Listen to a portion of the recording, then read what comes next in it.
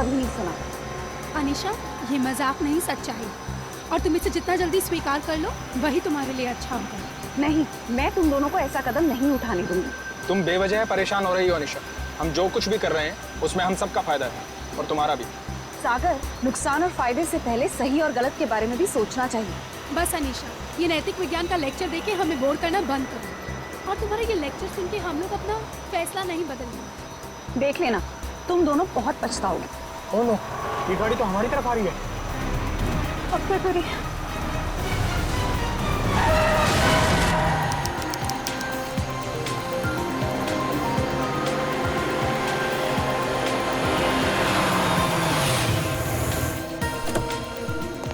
Hello sir. Hello. Hello ma'am. Sagar, क्या तुम मीर को अकेले ऊपर तक लेके जा पाओगे? पहले भी कई बार लेके गया हूँ। शराब पीने के बाद हमेशा ड्रामे करता है। ठीक है, तो मैं सोने जा रही हूँ, मुझे बहुत जोर की नींद आ रही है। अच्छा सुनो, सुबह जल्दी उठ के शादी में जाना है। Okay, good night. Good night. सुबह जल्दी मिलते हैं। सुनो, जल्दी आना, हमेशा की तरह लेट मत करना। ओके। सर, आपकी कुछ मदद करें? एक व्हील चेयर ले आओ। व्हील चेयर की क्या जरूरत है सर? हम दोनों इन्हें ऊपर ले जाते हैं। आपका कमरा नंबर 303 है ना? जितना बोला उतना करो ना। माफ करें सर, अभी लाए।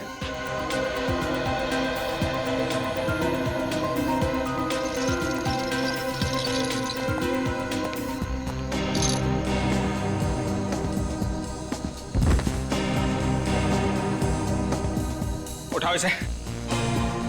जब सहन नहीं होती तो पीता क्यों है? सर, खाने में कुछ लेंगे? एक सूप ले आओ। Okay sir. सर, इन्होंने सूप ऑर्डर किया। जब से ये लोग इस होटल में रहने आए हैं ना, ऐसा तीसरी बार हुआ है। पता नहीं इतनी शराब क्यों पीते हैं जब पचा ही नहीं सकते।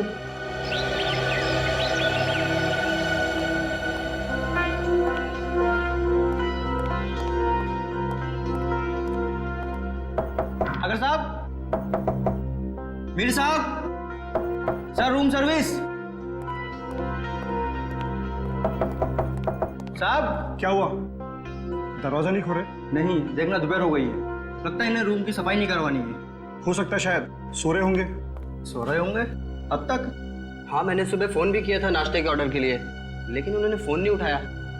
और आज तो उनको किसी शादी में भी जाना था सुबह। शादी में भी जाना था और अब तक सो भी रहे, मतलब जरूर कुछ गड़बड़ है। तुम यहीं रुको, मैं मैनेजर साहब को लेके आता हूँ। ठीक है। मैं दीपिका जी को। साहब, साहब, साहब, दरवाजा खोलिए। देखिए मैडम, दोनों में से कोई भी दरवाजा नहीं खोल रहा है।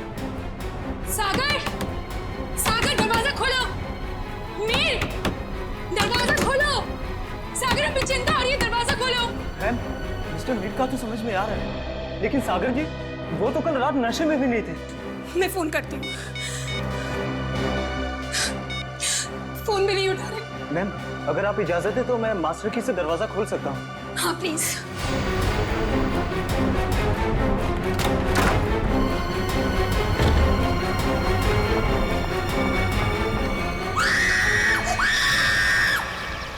नील, तुम सोच भी नहीं सकते मैं इन छुट्टियों को लेकर कितनी उत्सुक हूँ।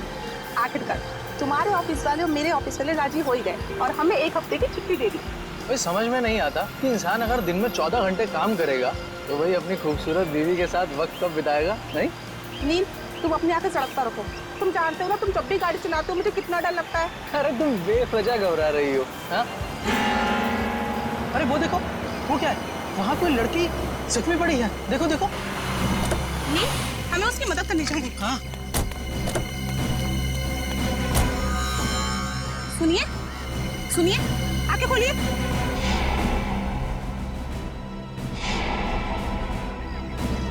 आप ठीक तो हैं? मैं पानी लेकर आता हूँ।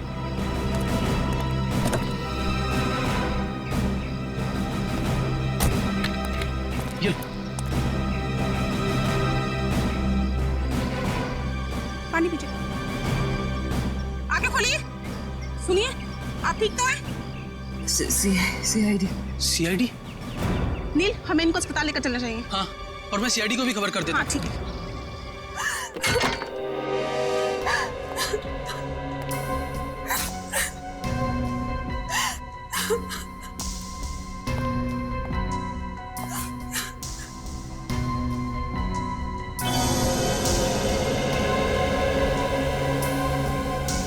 एसी भी ऑन है और खिड़की भी खुली है। आप लोगों में से किसी ने यहाँ किसी चीज को हाथ तो नहीं लगाया? नहीं सर, मैंने बस नब्ज देखी और आपको फोन करके बुला लिया। मुझे तो यकीन ही नहीं हो रहा है कि सागर और मीर नहीं रहे। कल रात तक तो अच्छे भले थे दोनों।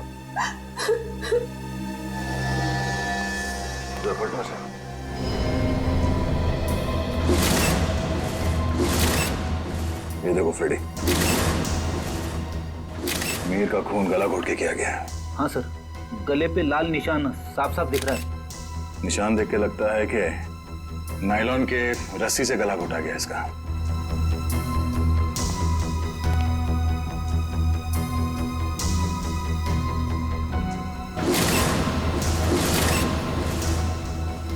कमाल है, सागर के शरीर पे कहीं भी चोट या जख्म का कोई निशान नहीं है। सर, हो सकता है कि सिर्फ मीर का खून हुआ हो और सागर अपने आप मर गया हो, दिल का दौरा पड़ने की वजह से या फिर और कोई बीमारी की वजह से। नहीं सर, सागर को ऐसी कोई बीमारी नहीं थी। आप चाहे तो मैं आपको उसकी मेडिकल रिपोर्ट दिखा सकती हूँ। मेडिकल रिपोर्ट तो हम देख ही लेंगे। वैसे आप है कौन? मैं दीपिका, सागर और मीर की चचेरी बहन। सर, हम लोग यहाँ शादी में आए थे। और ये शादी कब है? सर, आज सुबह ही थी। कल रात देर से सोने की वजह से सुबह मेरी आंख ही नहीं खुली। और रात को इन दोनों की मौत हो गई। आप लोगों में से आखिरी बार किसने देखा था इन्हें? सर, मैंने देखा था। कल मिस्टर मीर बहुत ज्यादा शराब पी लिए थे और होश में नहीं थे सर। तब मिस्टर सागर इन्हें होटल में लेकर आए थे, तब देखा था सर। क्या मीर अक्सर शराब पीता था? हाँ सर, मीर बहुत ज्यादा शराब पीता था और शराब इससे बर्दाश्त नहीं होती थी। उसके बाद किसी ने देखा इन्हें? हो सकता है कोई कमरे में आया हो रूम सर्विस के लिए या किसी और काम के लिए। हाँ सर, मैं आया था रूम में सूप लेकर। उस वक्त मीर साहब बिस्तर पर लेटे हुए थे और सागर साहब टीवी देख रहे थे। उस वक्त टाइम क्या हुआ था? करीब 12:30 बजे। 12:30 बजे, मतलब उसके बाद इस कमरे का दरवाजा खुला नहीं है। आप लोगों ने आधे घंटे पहले दूसरी चाबी से दरवाजा खोला, राइट? जी सर। इसका मतलब है कोई और आया था यहाँ इस कमरे में, कोई तीसरा आदमी, शायद इस खिड़की से। ये नामुमकिन है सर। हमारे सिक्योरिटी गार्ड हर वक्त नीचे पहरा देते रहते हैं, तो कोई खिड़की से कैसे आ सकता है? कोई गेस्ट आया था इनसे मिलने के लिए यहाँ? नहीं। कोई गेस्ट अंदर नहीं आया, कोई खिड़की से अंदर नहीं आया। इसका मतलब है खून होटल के स्टाफ में से किसी ने किया है, ठीक उसी तरीके से। और शायद वो इस दरवाजे से ही अंदर आया, दूसरे चाबी से ये कमरे का दरवाजा खोला गया। सर, ये आप क्या कह रहे हैं सर? भला हम अपने कस्टमर का खून क्यों करेंगे? शायद लूटने के इरादे से। रेडी पंकज, कमरे की अच्छी तरह से तलाशी लो। सर, रात को 2 बजे तक तो कॉरिडोर में मैं फोन पे बात कर रहा था। मैंने तो किसी को इनके कमरे में आते हुए नहीं देखा। आपका कमरा कौन सा है? सर, वो 304।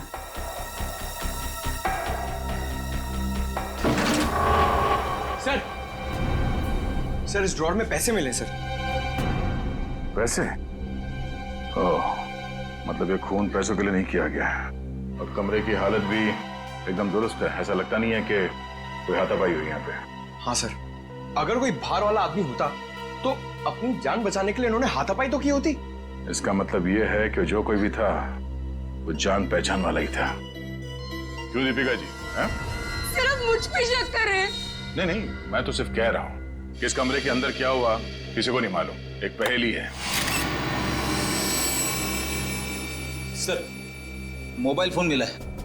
सर, ये तो सागर का फोन है। सागर का फोन? और मीर का फोन मिला? नहीं। मीर का फोन? सर, पता नहीं कहाँ है। कोई बात नहीं, हम पता लगा लेंगे। बड़ी पंकज, आसपास दूसरे कमरों की भी तलाशी लो और यहाँ पे जितने उंगलियों के निशान मिलते हैं सब उठा लो। हेलो? हाँ? क्या? कहाँ पे? एक्सक्यूज मी, ये वार्ड नंबर 3 का है? उस तरफ। इस तरफ? आप लोग सीआईडी से हैं? जी हाँ, नील आप ही हैं? जी। आप ही ने हमारे सीनियर इंस्पेक्टर मिस्टर दया को फोन किया था, एक मरीज को हमारी जरूरत है। हाँ सर, वो एक लड़की है, वो मुझे और मेरी पत्नी को मरुआ रोड पे एक खाई के पास घायल अवस्था में मिली थी। घायल अवस्था में? जी हाँ सर, ऐसा लगता है जैसे किसी ने उन्हें जानबूझकर खाई में फेंक दिया था। उन्हें देख सकते हैं कहाँ है वो? हाँ, आइए सर। प्लीज। रेखा, ये लोग सीआईडी से हैं। अच्छा ये बताइए कि इनके पास से आप लोगों को कुछ मिला क्या? जी सर इनके पास से हमें ये लाइसेंस मिला है। और सर ये मोबाइल भी मिला है।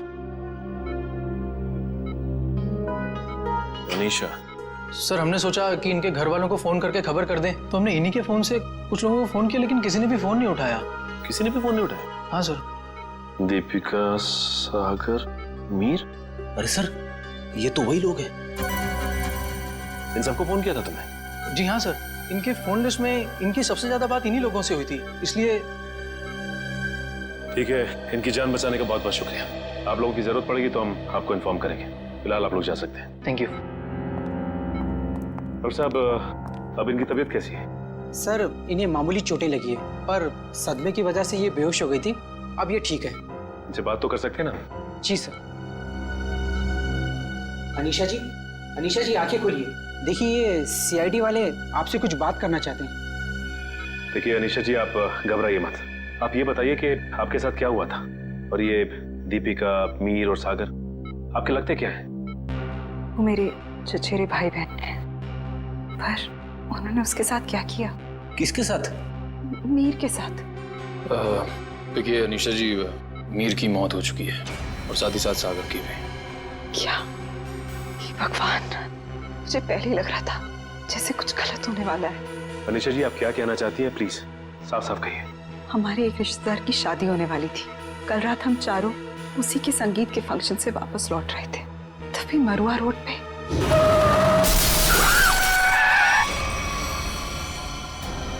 तुम दोनों ठीक तो हो ना? हाँ, हम ठीक हैं। घबराओ मत, ये हमारा ही प्लान था। क्या? चलो।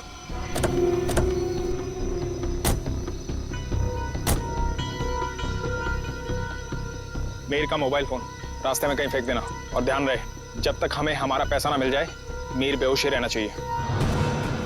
ये लो नया सिम कार्ड। मीर के परिवार वालों से फिरौती की मांग इसी नंबर से करनी है। और हाँ, हमें फोन मत करना। वक्त आने पर हम लोग खुद कांटेक्ट करेंगे। नहीं, मैं तुम दोनों को ऐसा कुछ नहीं करने दूंगी। मीर हमारा चचेरा भाई है। अनीशा, तुम हमारे प्लान में दखल अंदाजी मत करो, वरना क्या? मीर को हम बाद में खुद देख लेंगे, पहले तुम इसको ठिकाने लगाओ। चलो। ये क्या कर रही हो तुम मेरे साथ? दीपिका, तुम मेरे साथ ऐसा कैसे कर सकती हो? दीपिका और सागर पैसों के लिए कुछ भी कर सकते हैं। छोड़ो मुझे। ओह, तो मतलब दीपिका और सागर अपने चचेरे भाई मीर को अगवा करना चाहते थे? हाँ सर, अगर ये बात मुझे पहले पता होती कि उनके दिमाग में ऐसी कोई खिचड़ी पक रही है तो मैं मीर को पहले ही सावधान कर देती। लेकिन मैं भी फंस गई बेवजह उनके प्लान में, और जब मैंने उनका साथ देने से इनकार कर दिया तो उन्होंने मुझे चलती गाड़ी से नीचे खाई में फेंक दिया। क्या जमाना आ गया है? रिश्तेदार एक दूसरे के साथ ऐसी घिनौनी हरकत कर सकते हैं? वो तो अच्छा हुआ, वहाँ एक पेड़ की वजह से मैं खाई में नीचे गिरते गिरते बच गई, वरना मैं भी मीर के साथ मारी जाती। मगर सागर की मौत कैसे हुई? इसी का पता हम भी लगा रहे हैं। सर, लगता है दीपिका इस पूरे जिम में मिली हुई है। उसी ने होटल के कमरे में जाके दोनों को मार दिया। वही तो, तभी तो उसने हमें अनीशा जी के बारे में भी नहीं बताया। लेकिन वो मीर को मारेंगे क्यों? वो तो सिर्फ उससे पैसे चाहते थे। तभी तो वहां पे उन्होंने कुछ गुंडों को भी बुलाया था, जिससे कि मीर को पता ना चल पाए कि उसे अगवा किया किसने। हो सकता है सागर और दीपिका के बीच में पैसे के बंटवारे को लेकर लड़ाई झगड़ा हो, और इसीलिए वो लोग अपने प्लान में कामयाब नहीं हो सके। हेलो पंकज, हमें शक है कि मीर और सागर के खून में दीपिका का हाथ है। एक काम करो, उसे जल्द से जल्द अरेस्ट कर लो। क्या? दीपिका भाग गई? ठीक है। दीपिका होटल से भाग गई? हाँ फ्रेडी, दीपिका भाग गई। अनीशा जी, इस केस को सॉल्व करने में हमें आपकी मदद चाहिए। जरूर सर, मैं आपकी मदद करने के लिए तैयार हूँ। क्या बात है डॉक्टर साहब, बड़ी मेहनत हो रही है। आपकी डॉक्टर तारिका, वो तो चली गई छुट्टी लेकर के, और दो लाशों का बोझ मेरे कंधों पर। अरे सर, तारिका जी को थोड़ी ना मालूम था कि ऐसा केस आने वाला है, और वैसे भी उन्होंने पहले से आपसे छुट्टी ली थी और सारी टिकट वगैरह पहले से ही बुक हो चुकी थी। हाँ सर, अभिजीत ने खुद लाइन में लगकर टिकट की बुकिंग करवाई थी तारिका जी के लिए। हाँ। है ना? अरे यार, ये राज की बातें तो सबके सामने हाँ साळुंखे, अब तक तो तूने मेरे होनर ऑफिसर्स को बता ही दिया होगा कि मौत हुई कैसे। बस आपके ये होनहार ऑफिसर, इन्हें किसी और चीज से फुर्सत मिले तो लाश की बात करें ना। देखिए सर, हम लोग यहाँ सिर्फ लाश की बातें ही करने आए हैं। Oh, really? जी बताइए बताइए। बस इस मीर की मौत हुई है गला दबाने की वजह से। किसी ने बहुत ही होशियारी के साथ इसकी जैगुलर वेन को दबा दिया और तोड़ दिया, और ये काम किसी एक्सपर्ट का है। वो अच्छी तरह से जानता है कि गले के कौन से हिस्से को दबाने से जल्दी से मौत हो जाएगी। मीर ने शराब भी पी रखी थी ना? शराब भी पी रखी थी, और मीर के खून में मुझे एक ड्रग मिली, डोडीन नाम की ड्रग, जो इंसान को बहुत गहरी नींद में सुला देती है। जब इस मीर का खून हो रहा होगा ना, इसे पता भी नहीं चला होगा। ये मीर होटल जाने से पहले संगीत के फंक्शन में गया था, शायद वहीं किसी ने इसे ये ड्रग दी होगी। नहीं, मीर की मौत हुई कब? मीर की मौत हुई है लगभग 16 घंटे पहले। 16 घंटे पहले? मतलब जब सागर मीर को व्हीलचेयर के ऊपर बिठाकर होटल के अंदर ले जा रहा था, तब तक ये मीर मर चुका था? बिल्कुल दया। इनफैक्ट सागर मीर को नहीं, मीर की लाश को कमरे में ले जा रहा था। तो फिर सागर की मौत कब हुई? सागर की मौत हुई है मीर की मौत के ठीक 12 घंटे के बाद, और सागर की बॉडी पर कहीं किसी किस्म की चोट के निशान नहीं है। तो फिर इसकी मौत हुई कैसे साळुंखे? इसकी मौत हुई है सफोकेशन की वजह से। किसी वजह से इसका दम घुट गया, ऑक्सीजन ने इसके फेफड़ों में जाना बंद कर दिया, और इसी वजह से सागर की मौत हो गई। पर सर, सागर का दम घुटा कैसे? ये पता लगाना भी बाकी है, लेकिन हाँ, फिलहाल मैं आप लोगों को एक बहुत अहम सुराग दे सकता हूँ। क्या क्या सुराग? एक मिनट।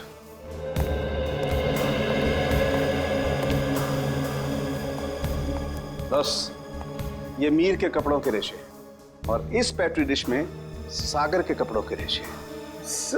ये कैसा सुराग है डॉक्टर? मेरी तो कुछ समझ में नहीं आ रहा है। बेटा, पहले बड़ों की बात अच्छी तरह से सुन लेनी चाहिए, फिर समझ में आएगा। हाँ, बस मीर के कपड़ों के रेशे मुझे सागर के कपड़ों के पीछे के हिस्से पर मिले, और सागर के कपड़े के रेशे मुझे मीर के कपड़े के आगे के हिस्से पर मिले। क्या क्या क्या क्या? मीर की शर्ट के रेशे सागर की शर्ट की पीठ की तरफ, और सागर की शर्ट के रेशे मीर की शर्ट पे आगे की तरफ। आप हमें सुराग दे रहे हैं या हमारी उलझनों को और बड़ा कर रहे हैं? अभिजीत, हर बंद ताले को खुलने के बाद एक नए सुराग का दरवाजा खुलता है। फिलहाल इस ताले की चाबी ढूंढनी है। ये पता लगाना है कि इन दोनों के कपड़ों के रेशे एक दूसरे के कपड़ों पर आए तो आए कैसे। पता लगा लेंगे साळुंखे।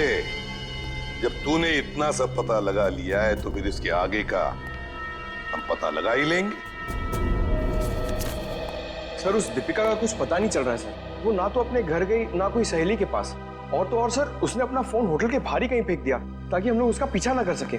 इसका एक ही मतलब हो सकता है कि दीपिका का कोई ना कोई संबंध जरूर है मीर के खून के साथ, इसीलिए तो वो गायब हो गई। सर, अगर ऐसी बात है तो दीपिका को पहले ही गायब हो जाना चाहिए था। वो हमसे मिली क्यों? शायद उसे ये पता नहीं था कि सागर की भी मौत हो जाएगी, और जैसे सागर की मौत होगी सारी बाजी पलट गई। और फिर अनीशा ने भी तो ये कहा था ना। हाँ सर, अनीशा को भी मालूम नहीं है दीपिका कहाँ जा सकती है, और मीर को संगीत समारोह में ड्रग किसने दिया ये भी वो नहीं जानती। सो लगता है सागर और दीपिका के मिली भगत में ये बेचारी अनीशा बेवजह फंस गई है। सर, हाँ सर, सागर के फोन रिकॉर्ड्स मिल गए, लेकिन रिकॉर्ड्स में एक बहुत अजीब बात है। क्या?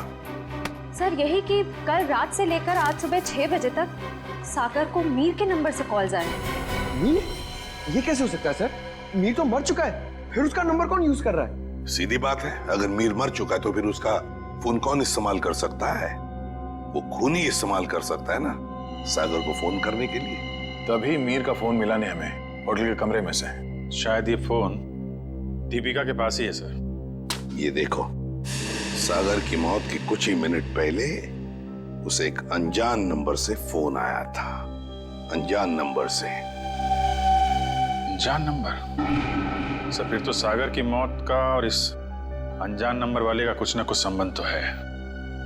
पता लगाना पड़ेगा इन दोनों फोन्स के बारे में, मीर का फोन नंबर और फिर इस अनजान नंबर के बारे में।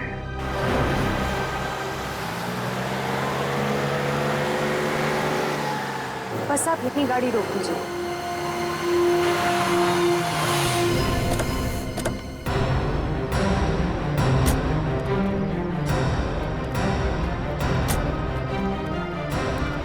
हाँ निशा, क्या ये वही जगह है? हाँ सर, ये वही जगह है जहाँ गुंडों ने हमारी गाड़ी रोकी थी और फिर मुझे दूसरी गाड़ी में डाल दिया खाई में फेंकने के लिए। और दीपिका और सागर उस दिशा में चले गए थे। दीपिका और सागर उस दिशा में चले गए? जी सर। लेकिन एक बात बताओ निशा, तुम्हें पूरा यकीन है कि ये वही जगह है, वही सड़क है? रात का समय था, हो सकता है तुम कुछ भूल कर रही हो।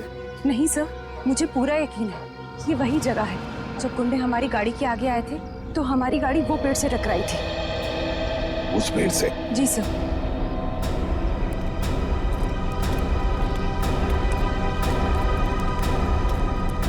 सर, यहाँ पे गाड़ी के टायर के निशान भी हैं। हाँ, जैसे ब्रेक लगा है। और सर, हाँ, यहाँ पे दूसरी गाड़ी भी थी, उसके टायर के भी निशान है यहाँ पे। हाँ, है तो सही, दूसरी गाड़ी के ही निशान है।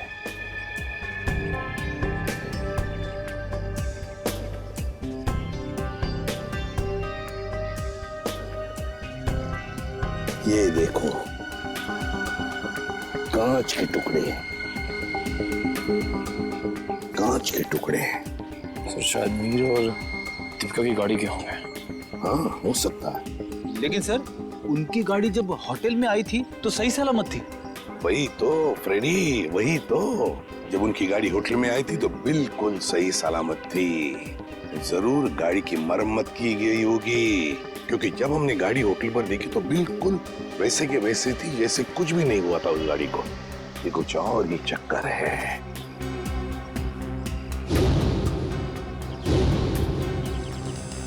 गोली? निखिल, थोड़ा सेब देना। सो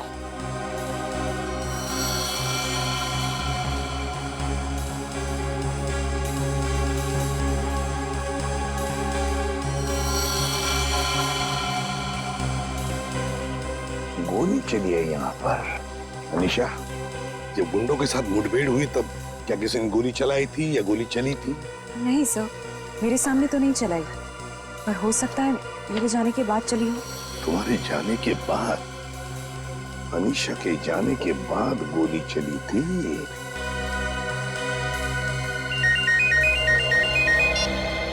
आ गया। अच्छा, सागर को मिहिर के फोन से जो फोन आया था वो कहां से आया था उसका पता चल गया है? हम जहां पर खड़े वहां से 15 किलोमीटर दूरी पर है, कोई ढाबा है। एक काम करो, डिटेल लोकेशन का एमएमएस भेज देना या एसएमएस भेज देना, ठीक है? Great work. सिस्टर, आप अनीशा को हॉस्पिटल ले जाना। निखिल, फोन करके दूसरी गाड़ी का इंतजाम करो। ढाबा।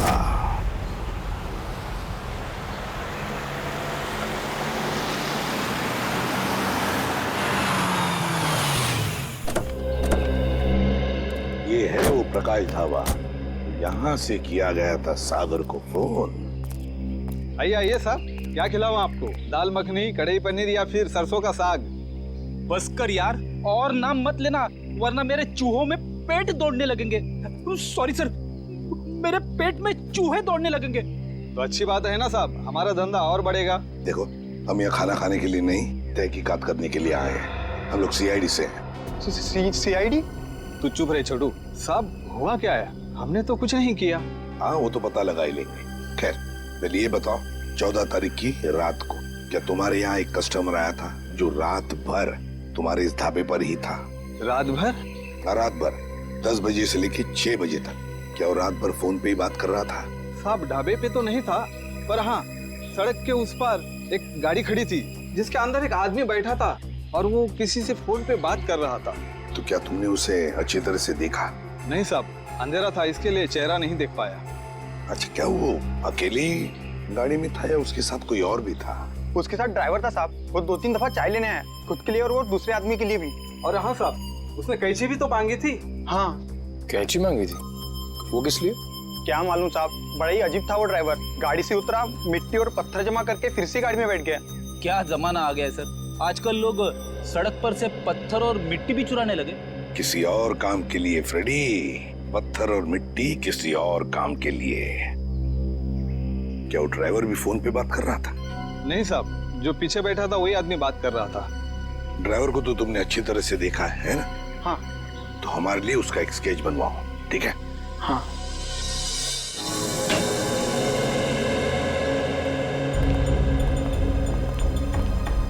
ये है वो उलझी हुई पहली डॉक्टर। मीर की लाश यहाँ पड़ी थी, सागर की वहाँ। मीर की मौत 7:30 बजे हुई थी और सागर की उसके 12 घंटे के बाद, है ना? और मीर की मौत की वजह है नायलॉन की रस्सी से गला दबाना, सागर की मौत की वजह है दम घुटना। पर अभिजीत, कमरे में कोई तीसरा आदमी था नहीं, क्योंकि कमरे का दरवाजा अंदर से बंद था। सर, इस केस में सबसे अजीब बात तो यह है कि सागर ने मीर की लाश के साथ 12 घंटे क्यों गुजारे? और सर, मीर का खून सागर ने किया होता तो वो लाश को वापस होटल में लाने का खतरा क्यों उठाता?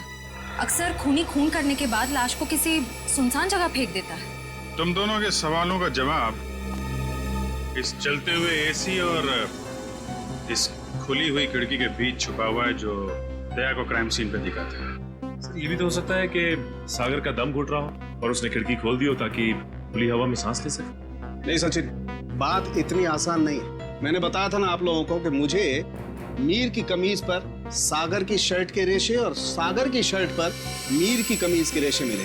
दोनों की कमीजों पर एक दूसरे के कपड़े के रेशे हैं। Yes sir. सर, ये दोनों की कमीज पे एक दूसरे का धागा मिलना, चलते हुए एसी के बाद भी खिड़की का खुला हुआ होना, ये एक ही बात की तरफ इशारा कर रहा है। और वो क्या है? कि सागर ने मीर की लाश को दोबारा यहाँ लाने का खतरा इसलिए उठाया ताकि वो मीर की मौत को हादसा या फिर खुदकुशी का रूप दे सके।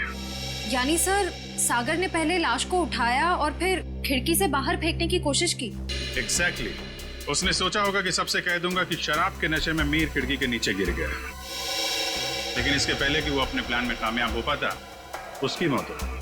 हाँ सर, ये गुत्थी आधी तो सुलझ गई, लेकिन एक बात समझ में नहीं आई कि इस कमरे में सागर और मीर के अलावा कोई भी नहीं था, तो फिर सागर की मौत अचानक कैसे हुई? सचिन, उसकी मौत का राज उस अनजान फोन कॉल में छुपा हुआ है जो उसे सुबह सुबह आया था।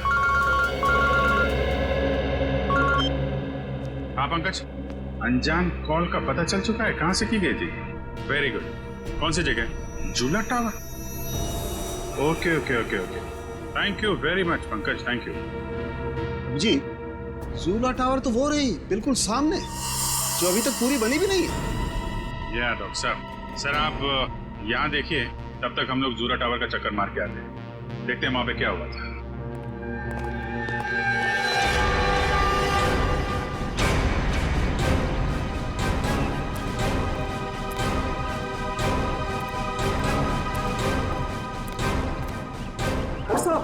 कौन है आप लोग? कहाँ जा रहे हैं? रेडी से हम लोग, हमारी ससुराल वाले। सीआईडी? कुछ हुआ है क्या साहब? क्या बात है साहब? साहब कुछ तो बताइए। चुपचाप आओ, पीछे पीछे हमारे, समझे?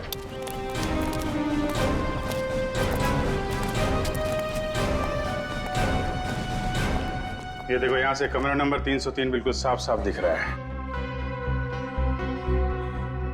जरूर उस आदमी ने सागर को यहीं से फोन किया होगा। परसों रात तुम ही ड्यूटी पे थे यहाँ पे? हाँ साहब, मैं तो हर रात यहाँ ड्यूटी पर ही रहता हूँ। तो जरा ठीक से याद करके बताओ, परसों रात यहाँ पे कोई अजनबी आया था इस बिल्डिंग में? साहब कुछ कॉलेज के बच्चे थे, कह रहे थे किसी पिक्चर की शूटिंग करनी है। पिक्चर की शूटिंग? कौन सी पिक्चर, क्या बताया उन लोगों ने? उन्होंने कहा कोई छोटी सी पिक्चर की शूटिंग करनी है कॉलेज के एग्जाम के लिए। उन्होंने मुझे 15,000 रुपये दिए और तुमने उन्हें अनुमति दे दी यहाँ शूट करने की? जी, मुझे लगा मेरी और मेरे बच्चों की मदद भी हो जाएगी। और खूनी की भी। खूनी? हाँ खूनी। तुम ही बताओ, उन लोगों का नाम नंबर कुछ है तुम्हारे पास? नहीं साहब। अच्छा ये बताओ कि वो बच्चे आए कैसे? साहब वो लोग नीले रंग की गाड़ी में आए थे। नीली गाड़ी? गाड़ी का नंबर क्या? गाड़ी का नंबर याद नहीं, बहुत अंधेरा था। अच्छी चौकीदारी कर रहे हो, उनका नाम पता तक नहीं लिया तुमने, सिर्फ गाड़ी का रंग याद है बस। गलती हो गई साहब। पर हाँ साहब, एक बात है जो शायद आपको कुछ काम आ जाए। क्या बात? साहब वो लोग उस कैमरे की बात कर रहे थे जो अपने साथ लेकर के आए थे। कह रहे थे महंगा है, संभाल के रखना, भाड़ा देना है। भाड़े का कैमरा? तो श्रेया और पंकज लगे हुए हैं कि स्टूडेंट्स ने फिल्म का कैमरा कहां से किराए पे लिया था। गुड। और दया, ड्राइवर का स्केच बन गया? हाँ सर, वो स्केच हमने सभी एम्प्लॉयमेंट एजेंसी में भेज दी है। बहुत जल्द उसकी पहचान हमारे सामने होगी। तू यहाँ? हाँ यार, लैब में बैठा बैठा बोर हो रहा था। मैंने सोचा आप लोगों के साथ ब्यूरो में चल के चाय पी लेता हूँ। अरे चाय तो हम आपको जरूर पिलाएंगे डॉक्टर साहब, लेकिन ऐसा कौन सा सबूत हाथ लग गया है जो आप भागे भागे यहाँ चले आए? सुराग हाथ में तो नहीं लगा है अभिजीत, लेकिन लगने वाला है। ये देखो, ये चार्ट देख रहे हो? ये तो कोई कैलकुलेशन चार्ट लगता है। किस चीज का चार्ट है ये? बॉस, ये मीर और सागर की मौत का कैलकुलेशन चार्ट है। अगर मेरी कैलकुलेशन सही निकल गई ना, तो इस सागर के दम घुटने का राज यूं पता चल जाना, यूं। सर आइए। सर ये मिस्टर सोहन है। उन कॉलेज स्टूडेंट्स को कैमरा किराए पे इन्होंने ही दिया था। कौन से कॉलेज के स्टूडेंट्स थे वो? Sir QR institute of medical science and research centre. ये मेडिकल कॉलेज के बच्चों को फिल्म मेकिंग में कहां से इंटरेस्ट होने लगा? कितने लोग आए थे? सर 4 स्टूडेंट्स थे। 4 लोग? तो उनमें से किसी ने तो अपना नाम बताया होगा। हाँ सर, एक लड़के ने अपना नाम और नंबर दिया था। क्या नाम है उसका? सुनील। सर नंबर बंद आ रहा है उसका, रास्ते भर ट्राई कर रहा था मैं। जरूर इस मेडिकल स्टूडेंट में से कोई है जो इन दोनों पर नजर रख रहा था, मीर और सागर पर। हाँ सर, और सुबह जिस प्राइवेट नंबर से सागर को फोन आया था वो भी इनमें से किसी ने किया होगा। बस इस मेडिकल कॉलेज में जाकर इन स्टूडेंट्स से मिलो, जरूर कोई ना कोई सुराग तो मिलेगा ही मिलेगा। हेलो, ड्राइवर का पता चल गया? कहाँ रहता है वो?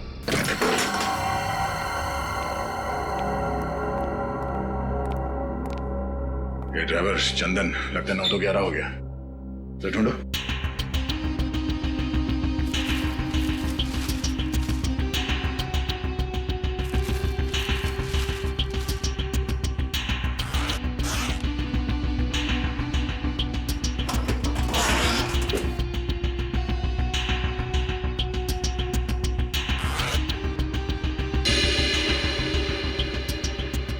पंकज, पैसों का बैग तो यहीं पे है।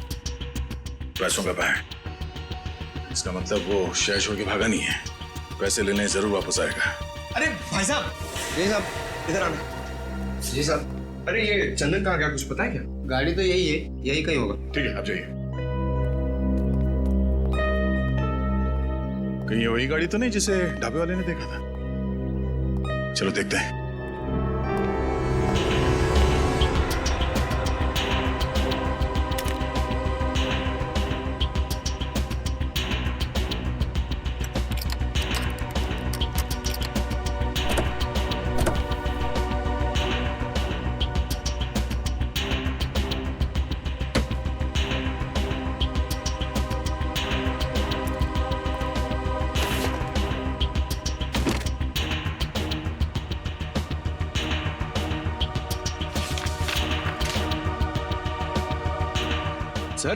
सर ये गाड़ी दीपिका की है। ये देखिए पेपर। दीपिका की गाड़ी? और ये देखो, पत्थर पे सूखा हुआ खून। शायद ये वही कंकड़ पत्थर है जिन्हें ड्राइवर ढाबे के पास इकट्ठा कर रहा था।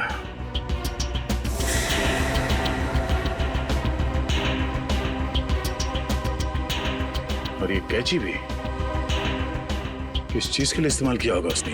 सर मुझे तो कुछ समझ में ही नहीं आ रहा है। गाड़ी का ड्राइवर भी गायब है, ये पत्थर, कैंची, इन सब चीजों का क्या संबंध है सर? पंकज, वो भी पता चल जाएगा कि जो कोई भी इस गाड़ी के पिछले सीट में बैठा था वही पूरी रात मीर के फोन के जरिए सागर से बात कर रहा था। और अब ये सूखा हुआ खून बहुत जल्द हमें उसकी असली पहचान बता देगा। करण, तू 2 दिन से क्लास क्यों नहीं आ रहा? प्रोफेसर अमन बहुत नाराज हो रहे थे। क्या करूं यार, बुखार उतर ही नहीं रहा। लगता है मुझे फ्लू हो गया। बुखार? इसका माथा तो बिल्कुल ठंडा है। सर, तुम चारों ने अपने आप को बहुत बड़ी मुसीबत में डाल लिया है। कैसी मुसीबत सर? का जवाब मैं नहीं, सीआईडी देगी। सीआईडी? बिरजू, आप सब लोग यहाँ? बहुत बड़ी भूल हुई जो तुम लोग को शूटिंग करने दी। सीआईडी के चक्कर में फंस गया मैं। लेकिन सीआईडी क्यों? शूटिंग करना कोई गैर कानूनी काम थोड़ी है। शूटिंग करना गैर कानूनी नहीं है, लेकिन खूनी की मदद करना गैर कानूनी है और इसके लिए तुम सबको जेल हो सकती है, समझे? सर खून?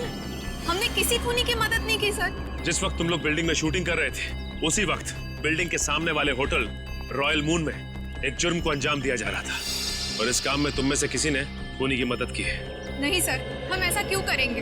हम स्टूडेंट्स हैं, हम डॉक्टरी की पढ़ाई कर रहे हैं और ऐसा कुछ करके हम हमारा भविष्य अंधकार में क्यों डालेंगे? इसका पता तो अभी चल जाएगा। अच्छा ये बताओ कि जिस वक्त शूटिंग चल रही थी तुम में से कोई कुछ वक्त के लिए बाहर गया था क्या? हाँ सर, करण गया था ऊपर वाले फ्लोर पे अपने डायलॉग्स याद करने के लिए। यार अंकित, मुझे क्यों फंसा रहा है? यार मैं तुझे फंसा नहीं रहा हूँ, सिर्फ सच बता रहा हूँ। तो अपना हैंडी कैम भी लेकर गया था अपना परफॉर्मेंस रिकॉर्ड करने के लिए। हाँ सर, हैंडी कैम लेकर गया था, लेकिन जब वो वापस आया उसमें कोई वीडियो नहीं था। यार वो गलती से डिलीट हो गया था। देखो करण, झूठ मत बोलो, क्योंकि एक झूठ को छुपाने के लिए तुम 100 झूठ बोलोगे, लेकिन ये तुम सीआईडी के सामने नहीं कर सकते, समझे? इसलिए तुम्हारी भलाई इसी में है कि सब कुछ सच सच बताओ। बोलो। ये ठीक कह रहे हैं, जो कुछ भी हुआ है करण सच सच बता दो।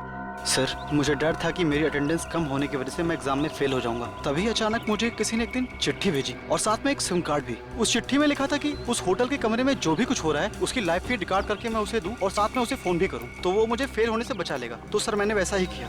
मतलब अगर तुम उस जुर्म का आंखों देखा हाल भेजते और उस आदमी को यानी कि सागर को फोन करते तो तुम परीक्षा में पास हो जाते। जी सर। तुम्हारे साथ बहुत गलत हुआ है, किसी ने तुम्हारे साथ गंदा मजाक किया है और तुम उसके बहकावे में आ गए। वो खत जिसने लिखा था वो तो बच नहीं पाएगा। वैसे इस लेटर में और क्या लिखा था? उस चिट्ठी में लिखा था कि जैसे ही सागर उस आदमी को खिड़की तक लाए तो मैं सागर को फोन करूं और 5 बार घंटी बजते ही मैं वहां से चला जाऊं। तुम ऐसा कैसे कर सकते हो करण? पास होने के लिए तुम किसी की खून करने में मदद करो? शर्मनाक है ये, शर्मनाक। यार मैं इस बात के लिए पहले से ही शर्मिंदा हूँ। तुम्हें इस बात की शर्मिंदगी होनी भी चाहिए, समझे? अच्छा फिर फोन करने के बाद क्या हुआ? सागर ने मेरा फोन उठाया नहीं, बस वो अचानक वहीं खड़ा रहा। मैंने फोन किया, 5 बार घंटी बजी, उसके बाद फोन काटकर मैं वहां से चला गया। ठीक है, देखो ये सारी बात हम लोगों के बीच में ही रहे, क्योंकि मैं नहीं चाहता कि अगर खूनी हमारे आसपास है तो उसे इस बात की भनक भी लगे। मैं समझ सकता हूँ सर। और करण तुम्हें हमारे साथ चलना होगा होटल रॉयल मून में जहाँ क्राइम हुआ है। करण अब बताओ, सागर और मीर एग्जैक्टली कहाँ पे खड़े हुए थे? यहाँ पर सर। मीर सागर के कंधों पर झूल रहा था। और तुमने सुबह 6 बजे के करीब उनको फोन किया? जी सर। करण ये समझो कि तुम सागर हो और इंस्पेक्टर सचिन मीर है। ठीक से याद करके बताओ कि सागर ने मीर को कैसे उठा रखा? आप अपनी बाजू यहाँ पर रखिए। इसे? यस सर, और अपनी मुट्ठी बंद कर लीजिए। लो बंद किया? जी। ओह, तो इसका मतलब मीर के हाथ सागर के कंधों पे नहीं बल्कि गर्दन के पास थे। जी सर। इस तरह से? जी। और फिर तुम्हारे फोन करने के बाद क्या हुआ? मुझे कहा गया था कि फोन का रिंग 5 बार बजने के बाद तुम वहां से चले जाना। फोन तो बजा पर फोन सागर ने उठाया नहीं। उठाता कैसे भैया? उस वक्त तो मीर सागर का खून कर रहा था। मीर सागर का खून कर रहा था? सर ये कैसे मुमकिन है? मीर तो खुद एक लाश था। था कि फोन का रिंग 5 बार बजने के बाद तुम वहां से चले जाना। फोन तो बजा पर फोन सागर ने उठाया नहीं। उठाता कैसे भैया? उस वक्त तो मीर सागर का खून कर रहा था। मीर सागर का खून कर रहा था? सर ये कैसे मुमकिन है? मीर तो खुद एक लाश था। तो तुमसे किसने कहा श्रेया की लाश खून नहीं कर सकती? सालुके साहब आप भी फ्रेडी की तरह। 1 मिनट सचिन, मैं कोई आत्मा की बात नहीं कर रहा हूँ, मैं साइंस की बात कर रहा हूँ। मैं रिगर मोर्टिस की बात कर रहा हूँ। याद है अभिजीत, कुछ सालों पहले भी ऐसा ही केस हुआ था। तुम पूछना अपने एसीपी साहब से। उस केस में एक लाश ने एक आदमी को गोली मारी थी।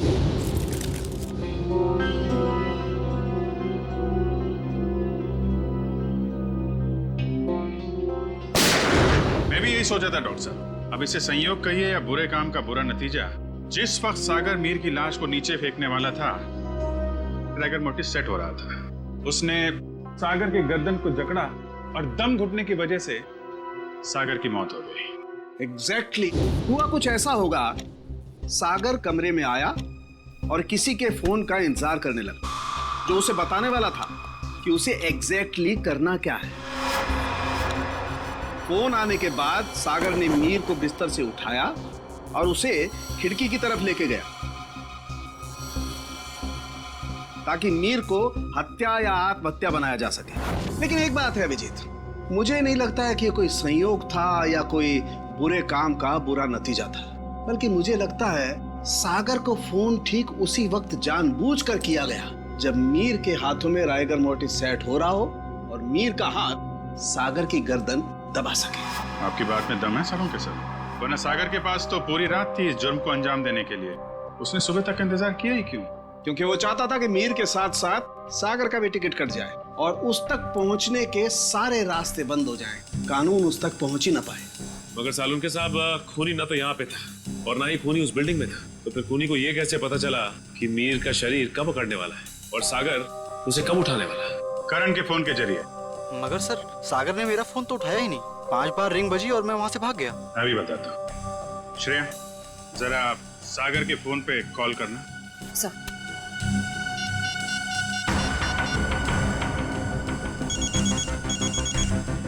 ठीक है।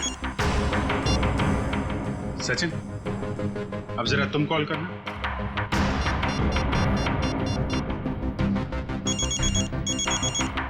ठीक है। करण, अब तुम अपने फोन से सागर को कॉल करो।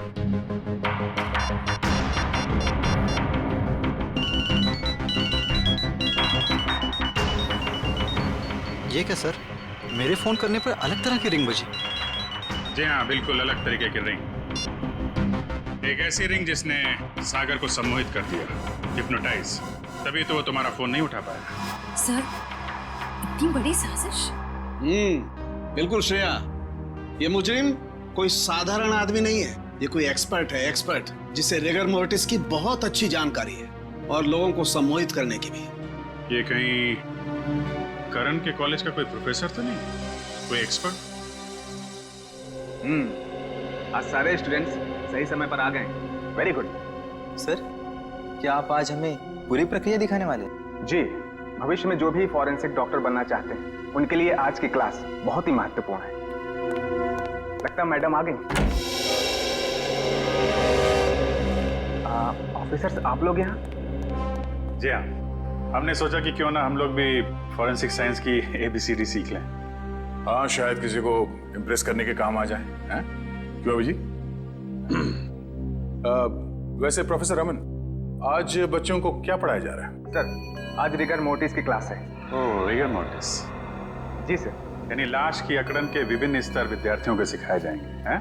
जी सर, इसलिए हमने खास तौर पर इस विषय के विशेषज्ञ को बुलाया है। अच्छा, कौन है ये विशेषज्ञ, ये एक्सपर्ट? जरा हमारी भी मुलाकात करवा दीजिए इनसे।